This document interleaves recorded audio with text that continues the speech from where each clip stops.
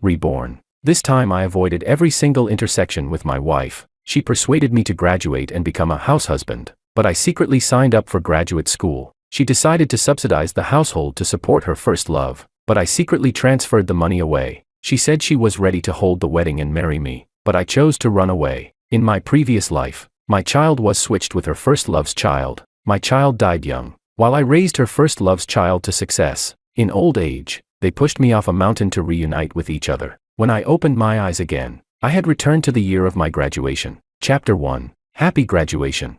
Suddenly, my hands were stuffed full of pots, pans, and dishes. I was dazed, and everything clattered to the ground. The woman in front of me instantly darkened her expression. "Justin, what are you doing? These are the kitchen supplies I worked so hard to prepare for you too. They're perfect for you to use." Robin's mother kept scolding me endlessly, pointing her finger at me, but I was still immersed in the overwhelming joy of rebirth. Counting the days. Today was the last day for graduate school registration. "Did you hear me? How can you take care of my daughter if you act like this?"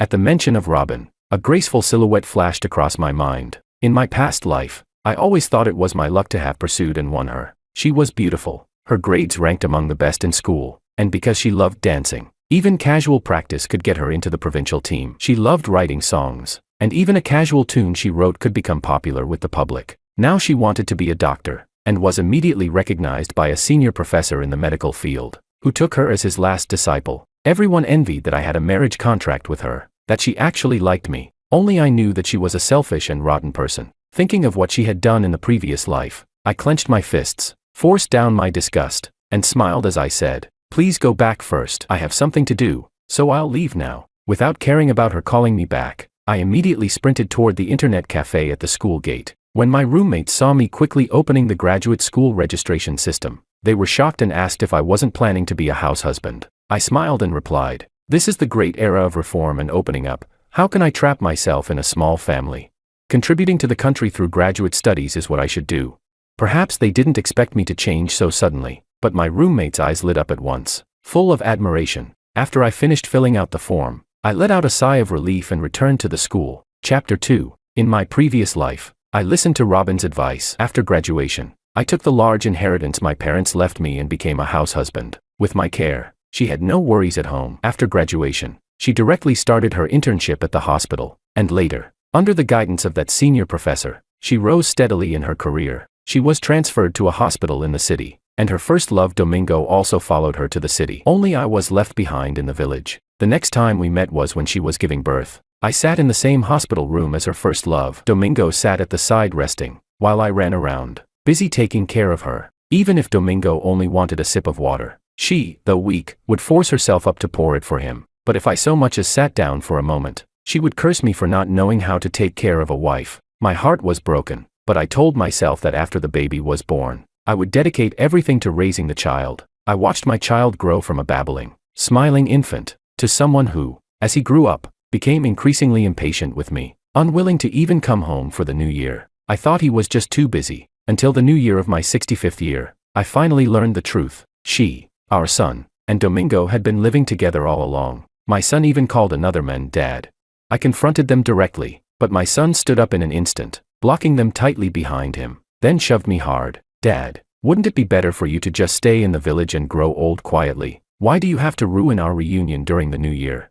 I don't want anyone to know I have a father who knows nothing and looks like some village bumpkin." Behind him, Robin didn't even glance at me. She was busy comforting Domingo, who had been startled into tears. She looked at me coldly and said, "Divorce. I refuse to divorce. Why should I? I had poured my entire life's energy into the Kim family. It was me who cared for my in-laws when they were sick, while she was out enjoying herself. It was me who raised our son alone without any help, raised him into success, and only when he turned 18 did mother and son even have a conversation. And yet now, he said I knew nothing, that I was just some ignorant peasant." I demanded justice, so loudly that even the neighbors were drawn over by my voice. At last, they grew impatient and compromised. Later, the four of us went climbing together. The three of them wanted to push me off the cliff together. I clung desperately to my son's leg, begging him to save me for the sake of our many years of father-son bond. But he only looked at me with disgust and finally shouted the truth. "You were never my real dad. The daughter my mom gave birth to, your daughter, died at birth. At that time, I was already a year old but sick, and my father didn't have time to take care of me. That's why I became your child instead. If I had a choice, I wouldn't have wanted you to raise me at all. At that moment, all my strength drained away. So, in this life, everything I had done was just making wedding clothes for others. I suddenly regretted it. Why did I ever give up my career to be a house husband? In the end, my son, without the slightest hesitation, kicked me down the cliff. When I opened my eyes again, I had returned to the year of my graduation. Chapter 3. As soon as I returned to school, I saw Robin's mother frowning and cursing under her breath. Robin did not refute her, only remained silent. Domingo was also beside her. He gently patted Mrs. Kim's back to comfort her, then lifted his eyes and saw me. Look, brother-in-law is back. He must not have meant to upset you. As he spoke, he reached out to take my hand, his voice soft. Come on, apologize to Aunt Kim. I turned my body to avoid his hand. Robin looked puzzled. What's wrong with you? Mrs. Kim's expression darkened further. Don't waste words with him. With that, she pulled 2 red envelopes from her pocket, smiling. One for Robin, one for Domingo. The 3 of them held hands as if they were a family, completely treating me as the outsider. Domingo lifted his head to glance at me, seemingly afraid, but brother-in-law didn't get one. Mrs. Kim snorted coldly, while Robin, hearing this, pulled out a wad of cash from her pocket. She doesn't need this money. You're different. It's not easy living alone. You take this. At first, I only wanted to stand by and watch, but suddenly I rushed forward to snatch it. Robin, you're giving my money to your first love right in front of me. Did you even ask me? Robin's face grew cold, and she pulled it away before I could grab it. You have so much money. I only took a little. He lost his parents. Living alone isn't easy. How can you be so heartless not to help? Her words made me laugh in anger. So he was an orphan, and I wasn't. Did the Kim family think just because they were poor, they could use my money to subsidize someone else? Domingo's eyes welled with tears from being startled by me. Please, sister, brother-in-law, don't fight because of me. If she doesn't want to give me the money, then I won't take it. With that, he sighed and quickly left. Robin immediately chased after him. In front of me, the 2 of them pulled and tugged for a while, until finally Domingo accepted the money. I was anxious and wanted to follow, but Mrs. Kim gripped my arm tightly to stop me. Our family does not welcome narrow-minded men like you. I couldn't break free, and in the end it was Robin who pulled us apart. She looked at me with nothing but coldness in her eyes. Justin, I'm too disappointed in you. Then she shook her head, as if compromising. If you don't want me to give it to him, then I won't anymore. Chapter 4. I knew they would never willingly give up having me as their walking money bag. After they left, I immediately went to the bank. Robin knew the password to my card. When I checked the balance, I realized that large sums of money had already been withdrawn without explanation. Clearly, this wasn't the first time Robin had done this. I immediately changed the password. Then I went back to school to find my teacher. She was the one who had recognized my talent, and all the awards I'd won at school had come from her guidance. When my teacher heard that I wanted to take the graduate exam, her eyes lit up. Then she asked if I would be willing to follow her to South City University of Technology to study mechanical research with her professor. Coincidentally, they would depart next month. She was even willing to teach me for free. My eyes shone. Wasn't this exactly the dream school I had always longed for?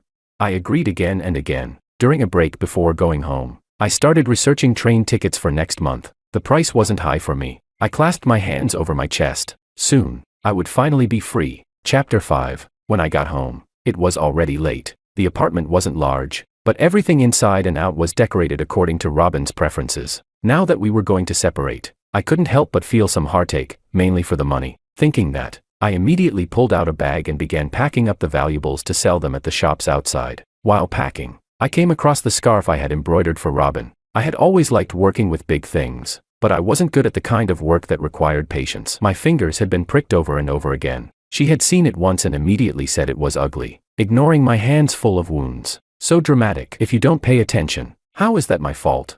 My heart was broken. I thought I really wasn't good at embroidery, but now, looking closely, it actually looked quite decent. I sighed and put it away, planning to use it in winter. After selling things and coming back home, the apartment looked much emptier. I calculated that when the time came to leave, I would clear this place out completely, not leaving Robin a single thing. She came home very late. When I saw her, her cheeks were flushed. It looked like she had been drinking. I stayed out a bit late having dinner with them, she explained. Fortunately, I had enough sense not to cook for her, but she carried a strong perfume scent, even more overpowering than what I had smelled earlier in the day. They must have been sitting very close. She seemed to notice and immediately took off her coat. He fell, and I helped him all the way back. Don't overthink it. I gave a simple for once. I didn't make a fuss. After all, I had seen this trick many times. Domingo would always appear whenever Robin and I were alone, injured. Robin would only say that as a doctor. She couldn't just ignore someone in need, and the ending was always the same. I would watch her walk away arm in arm with Domingo, crying my throat hoarse without earning even a single glance back.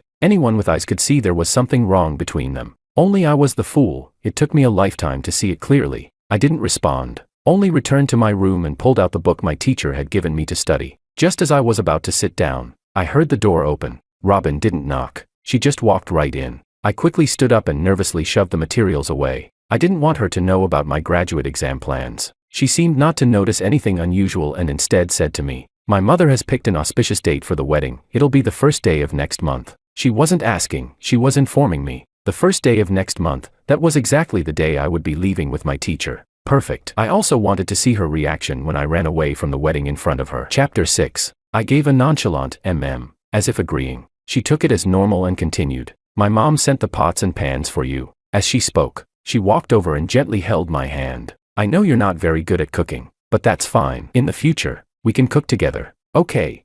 There was a softness in her eyes that I rarely saw. In my previous life, she had promised me this way too, but after we married, it was completely different. She was often too busy to come home for meals. Her parents, Mr. and Mrs. Kim, would scold me for my bad cooking, saying it was shameful. When she found out, she only said faintly, "Since you're at home with nothing to do, just practice more. Don't upset the elders." Later I learned that she often cooked and did housework outside. Domingo was well taken care of by her. Even in old age, his fingers were still smooth and fair. I forced down my disgust, lowered my head, and pretended to be shy. After a few words, she finally left. I collapsed into the chair, letting out a long sigh of relief. Everyone thought that as an orphan with no one to rely on, I had struck gold by marrying Robin. That was why. In my past life's wedding, everyone surrounded Robin. Even when they spoke to me, it was to tell me to be sensible. Yet my grades at school had been no worse than hers. My family had been wealthy, and that wealth ended up supporting the Kim family for their entire lives in my last life.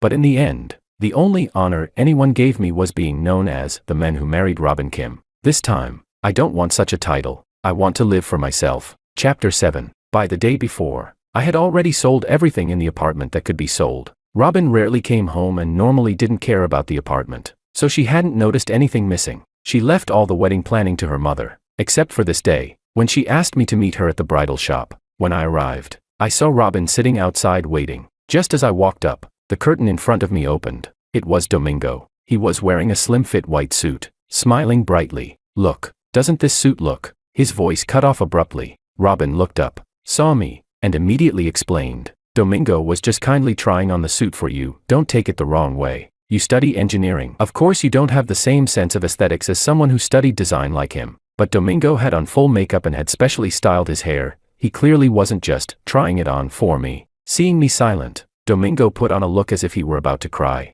Robin casually grabbed a suit and handed it to me. It was a gray suit, the style I hated most. I refused, but she forcibly pushed me into the fitting room. "Be good." Domingo wore this, and it looked great, but I was stronger than him, and the suit didn't fit at all. Even the store clerk suggested changing to another one. I had no choice but to change out. Yet when I was pulling off my pants, they caught on my underwear, and the underwear slid down too. Unexpectedly, Robin suddenly came in. Startled, I covered myself immediately. Even though we had been husband and wife in my previous life, in this one we were still innocent.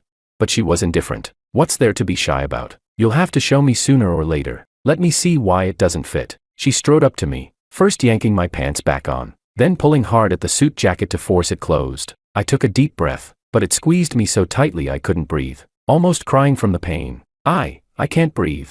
A sharp pain suddenly came from my back. I felt a chill. The clerk entered and cried out in shock. "There's blood. Are you crazy? If it doesn't fit, why force him to wear it?"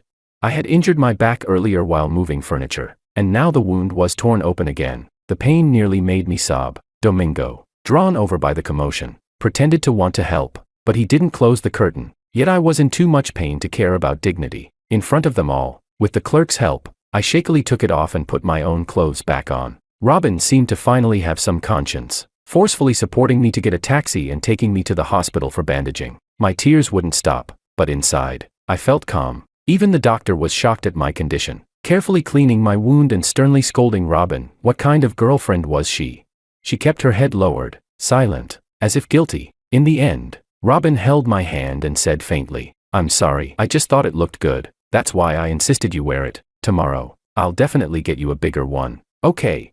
But even now, she only compromised a little. She still wanted me to wear that suit I hated. Quietly, I wiped away my tears and said gently, "All right." Robin instantly lifted her head, smiling brightly. "Great. I knew you wouldn't make a fuss about it." Of course it was great. After all, I didn't care about this wedding at all. Tomorrow, the messier, the better. Chapter 8. But whatever guilt Robin felt vanished the moment we got home and saw Domingo. He was squatting at the doorway of my apartment, crying. "I got kicked out by my landlord. The money you gave me, I couldn't pay up." But Robin's first reaction was to look at me. "You changed the bank password."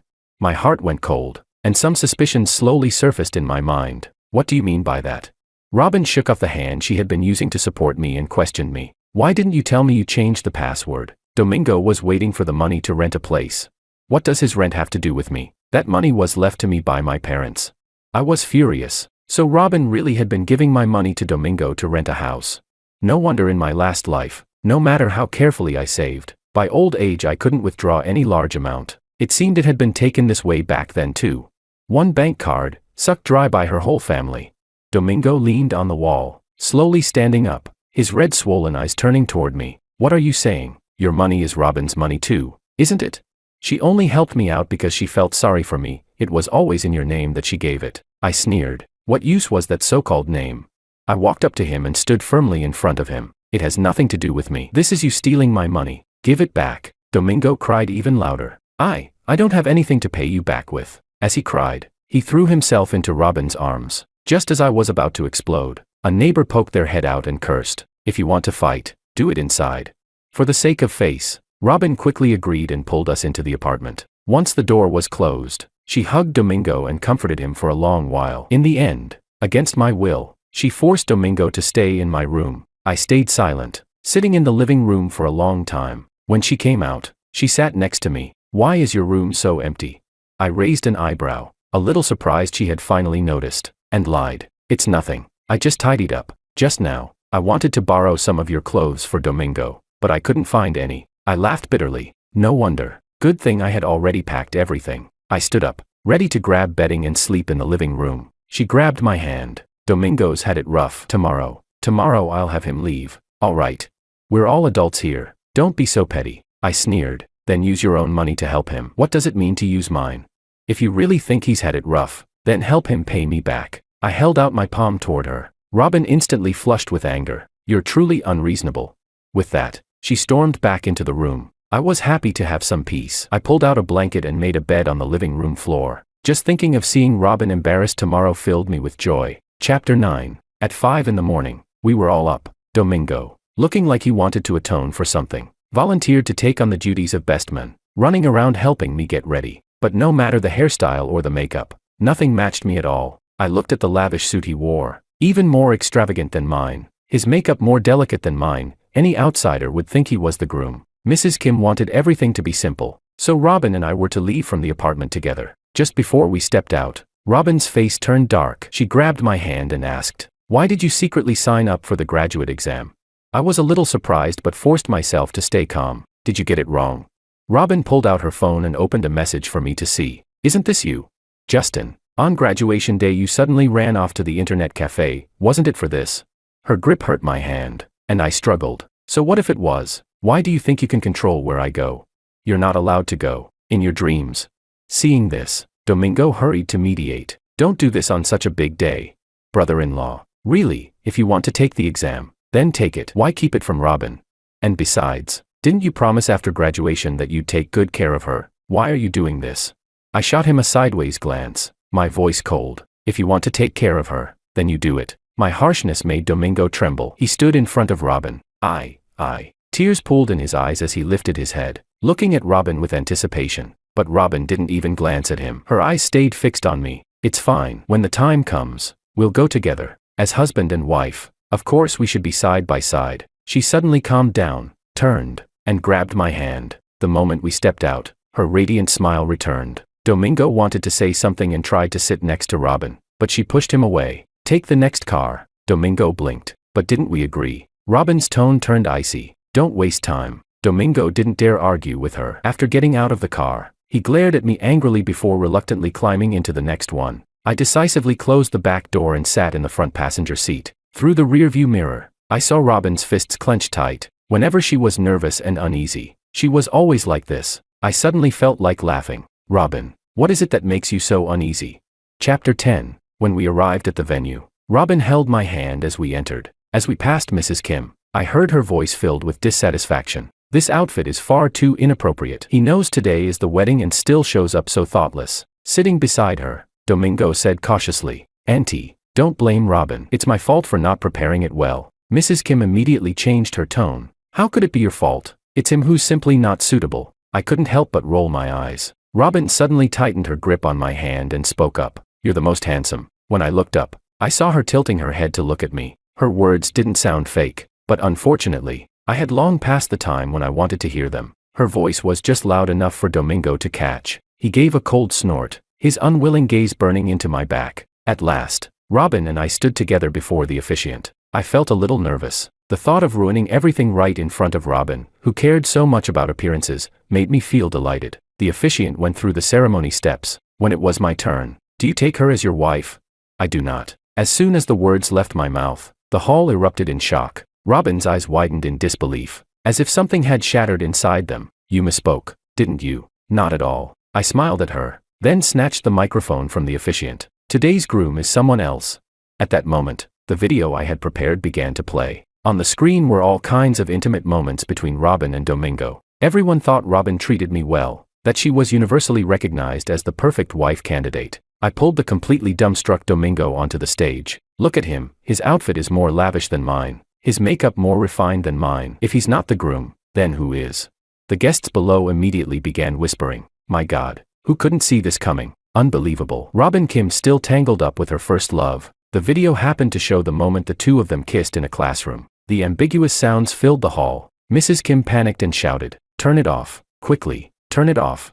But no one listened. While everyone was still stunned, I slipped on running shoes and dashed out. By the time Robin came to her senses and tried to chase after me, the security guards blocked her way. It was useless. The planner Mrs. Kim had hired happened to be an old friend of my father's. Once they knew it was me, they contacted me in advance. So everything today had been arranged with their help. Mrs. Kim had no way of catching me. Once I left the banquet hall, I immediately got into the car they had prepared and drove away. A new life. Here I come. Chapter 11. In my previous life, under Robin's discipline, I became sensible, numb. Even when I won major engineering awards in college, in her eyes they were nothing special. She said, what's the use of studying engineering? In the future, you'll still have to obediently stay home and take care of the kids for me. Unlike Domingo, who studied design, understood aesthetics, worked fast and well, and could directly contribute to the household. So I felt inferior, sensitive. I even tried to study design, but in the end, it only made me a laughingstock. Even the technological construction I was good at, I never picked it up again. Fortunately, heaven had mercy and gave me a chance to start over. Living another life, I could see everything more clearly. My life should have been rich, diverse, and colorful. I could pursue a master's, a doctorate, delve deeply into the technological construction I was skilled at, and someday contribute to my country. Holding my bundle of belongings, the more I thought, the happier I felt. This sense of independence and freedom was something I had never known in my past life. When we reached the station, I accepted the train ticket from my teacher's hand and boarded with her. Watching the scenery retreating in the distance, I felt my heart completely relax. The journey to South City was long, but fortunately we had bought sleeper tickets. After a full day and night, we finally arrived at our destination. After a day of rest, I invited my teacher and her professor out for a meal and bought some small gifts for the professor. I had worried I would feel cramped and uneasy, but perhaps because I had lived one life already, I faced the professor with calm, speaking confidently and freely. His eyes were full of appreciation, which only made me more poised and self-assured. In the end, we exchanged contact information. After that, we entered the intense preparation phase for exams. On the day before school started, in South City, I met Robin again. Chapter 12. I hadn't expected her to actually follow me all the way to my new rental place. Just as I was about to close the door, it was suddenly blocked. Startled, I instinctively braced myself, then looked up and saw her. It's me. She looked much thinner, unkempt, travel-worn, utterly disheveled. I finally found you. Her eyes were heavy, her rims red. Why did you run off here without listening to a single explanation? You made me search for so long. A chill crept through me. Countless thoughts flashed through my mind. I couldn't imagine how she had found me. Perhaps because I looked so guarded. She explained, "You happened to go buy books at a bookstore. One of the part-time staff there is my friend, who also came here for graduate studies. Otherwise, I might have spent my whole life searching inch by inch and never found you." I let out a breath, still leaning against the door, with no intention of letting her inside. "All right, can you stop being angry now? Let me in." Dragging her suitcase, she tried to push her way in. I blocked her even more firmly. "No need. I think I made it clear at the wedding, I don't want to marry you. And now I'll add one more, I don't even want to see you leave." But Robin refused to believe it. "You were just jealous seeing me with Domingo, it was all a misunderstanding. Can't you let me explain?" I sneered. "There's no misunderstanding. One, he's had it rough, and you take care of him inside and out. What's there to misunderstand?" I kept going. "I don't like gray suits, and I don't like the overpowering perfume on you." Her mouth opened, but no words came. Her face turned pale. She probably thought she had hidden it well, always taking off her coat before entering, tossing it into the room before coming out again, but the scent of perfume had already soaked her whole body. At last, her hands trembled as she shook her head again and again. "It's not like that." I ignored her. While she was dazed, I slammed the door shut. Just then, a message from my teacher came, asking how preparations were going for tomorrow's enrollment. Of course I was fully prepared. Then, from my teacher's words, I learned, these past months, Domingo, Mrs. Kim, and Robin Kim had not lived peacefully, because Robin and Domingo's scandal had exploded. The entire city knew. Her professor decided to suspend her internship. Mrs. Kim, upon hearing, was so enraged she was hospitalized. Domingo, wanting to prove himself better than me, volunteered to take care of Mrs. Kim, but under Robin's care, he turned out to be utterly useless in daily life. He gave Mrs. Kim undercooked beans, or forgot medical instructions and had her take all her pills in one day. What should have been a 2-week recovery dragged on for 2 months. In the end, Mrs. Kim grew extremely dissatisfied with Domingo and instead began to miss my reliability. Later, when they ran out of money, they turned their eyes toward the apartment's belongings. But to their surprise, after rummaging through everything, they found nothing. When they asked the landlord, they learned that aside from the kitchen pots and pans, everything else had originally belonged to her. When I heard this, I couldn't help but feel delighted, just as it should be. Chapter 13. After completing my enrollment, I followed the professor to begin research in technological construction. In my previous life, I never had the chance to fully realize my ambitions. In this life, I wasn't willing to waste even a second. So apart from eating and sleeping, I spent all my time in the research lab or out on assignments. When I saw Robin again, I hadn't expected her to appear in the campus infirmary. After several days of non-stop work, my head was spinning, and at the first sight of her I instinctively tried to run away. Robin immediately put down what she was holding and chased after me. "Don't go." "Okay.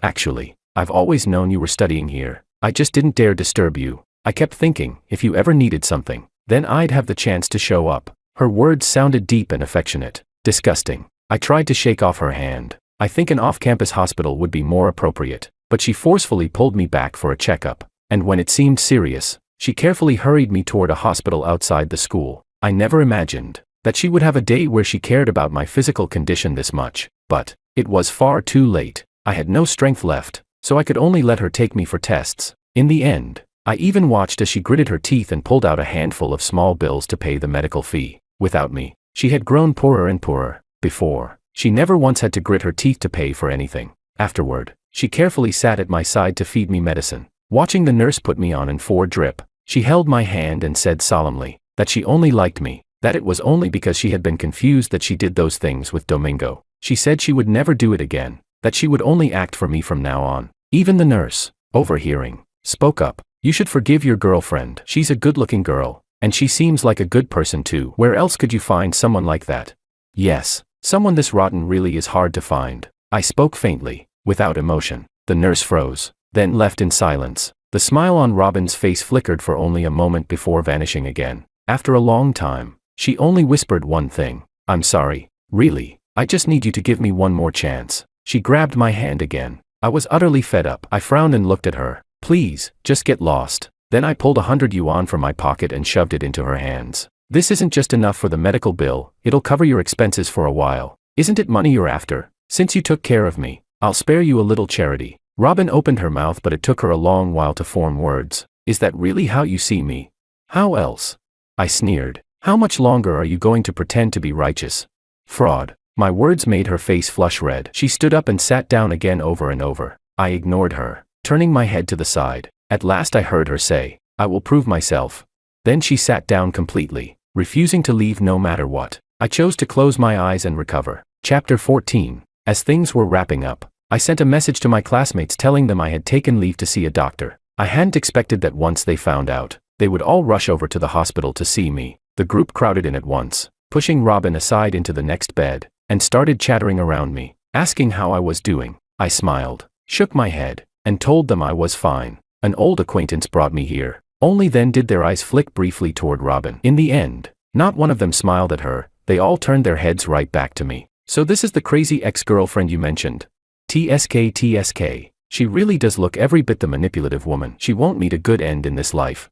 Robin, flustered, tried to argue back, but each time she spoke, my classmates shut her down sentence by sentence. Watching everyone around me stand by my side, speaking up for me, I felt deeply moved. In my previous life, I had been cautious and diligent all my life, yet isolated all my life. Even the way I died had been disgraceful. Wasn't the bullying of my past life still bullying?